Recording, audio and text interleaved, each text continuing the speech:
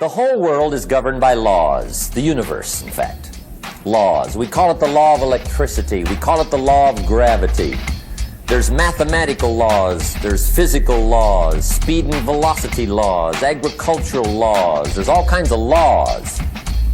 Now that we find ourselves on the spinning planet, you just have to learn what I call the setup. Learn the setup.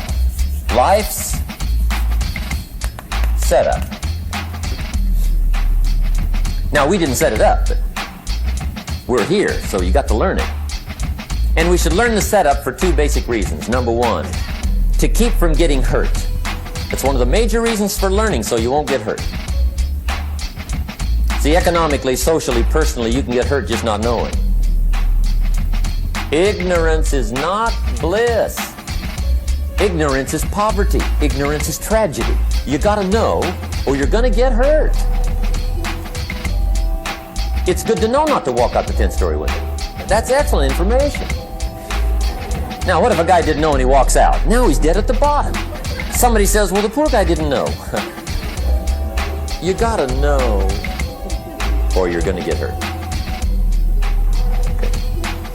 Now, here's a parenthesis. You don't have to like the setup. I don't ask you to like how it is. That's not what's important. But it is important to learn how it is. Okay, so you don't have to like it, but you should learn it. That's what I tell the kids, right? Make sure you get the information. What you think about it, that's up to you. What you're going to do with it, that'll soon be up to you. But make sure you get it. See, there's nothing worse than being stupid. Nothing. I mean, being broke is bad. But being stupid is awful. And what's really bad is being broke and stupid, right? That's about the end of the world. I mean, there isn't anything much worse than that. Unless you're sick. Sick, broken, stupid. I mean, that is it, right? There's nowhere else to go. So make sure you get the information. It's key. You don't have to like it, but learn it. If this big monstrous thing lifts up in the sky, hangs there for a little while, cuts loose, comes crashing down, boom, shakes the ground for 5 miles.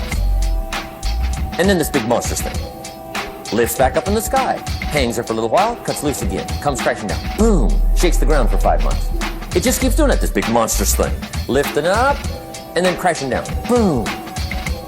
Now, you might come along one day and say, that's got to be a stupid arrangement. Which is okay. You're entitled to your opinion. But the first thing you should learn to do is get out from under it, right? That's number one. You might have a great moral argument. You might want to shake your finger at the sky, but do it from over there, right? So you don't get smashed. It's called your basic smart. So number one, learn so you won't get hurt. Whether you like it or not, learn. Now here's the second reason for learning. The setup, to benefit. It's called the plus of life. And that's what life is, right? Both minus and plus. The minus is tragedy, heartache, misery, failure, unhappiness. But life is also happiness, prosperity, good feelings. So here's the key. Learn to get on the good side of the way things work.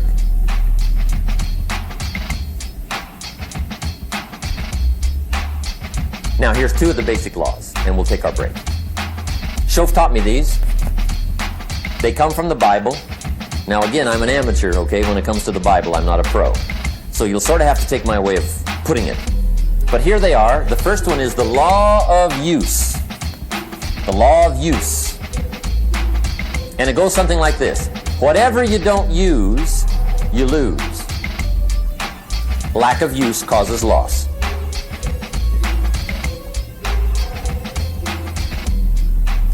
On this planet, maybe not the next one, but on this one, if you tie your arm to your body, leave it there long enough, you'll never use it again. It's over for the arm. Now, it may not be over, but it's over for the arm. The only way to keep the use of this arm is what? Keep using it. If you quit, you lose automatically. They don't bring it up for a vote. You lose automatically when you quit. Now, the same thing that goes for your arm goes for your brain, mentality. The same thing goes for all the human virtues. Ambition, unused, declines. Strong feelings, unused, diminish. It doesn't grow, it diminishes. Faith, unused, decreases. It's a law. Vitality, unused, diminishes. Energy, unused, decreases. The guy says, well, I'm going to save up my energy. You can't do that. That's like trying to save today, put it on the end of the year. See, you can't do that. They'll come take you away. If you don't use today, what? It's lost. The guy says, well, I'll work twice as hard tomorrow to make up for it. See, that's foolish. You could have done that anyway. Today unused is lost. A talent unused is lost. An ability unused is lost. So here's one of the key expressions of the evening. Take a new inventory of yourself. Starting tomorrow, new project. Take a new inventory. And make sure that all of your talent and ability and mentality and ingenuity and vitality and strong feelings, faith, courage, make sure that all you've got's being used. Otherwise, you lose. Now, one of the best illustrations of the law of use is a Bible story called The Parable of the Talents.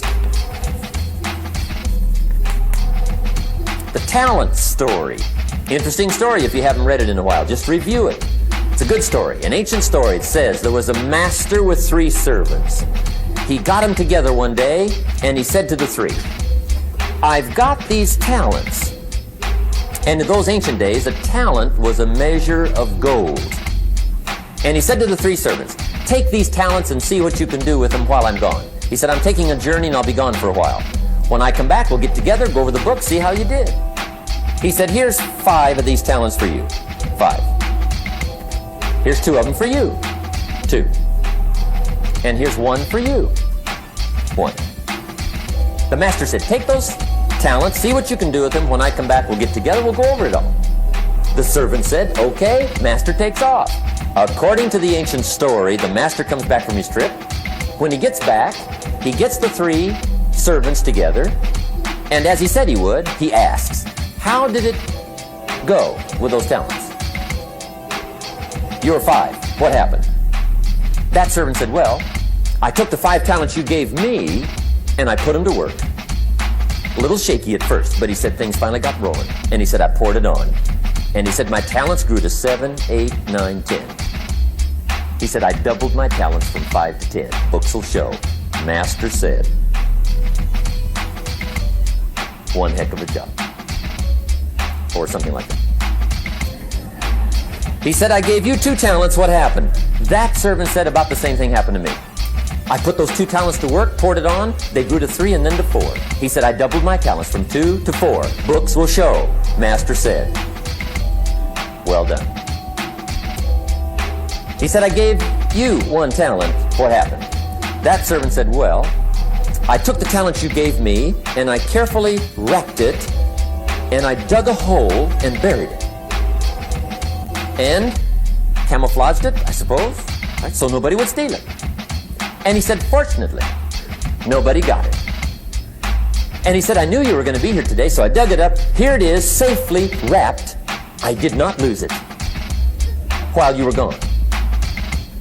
According to the ancient story, the master said, take that talent away from him and give it to the man that's got 10. Now you might say, well, I don't like that arrangement.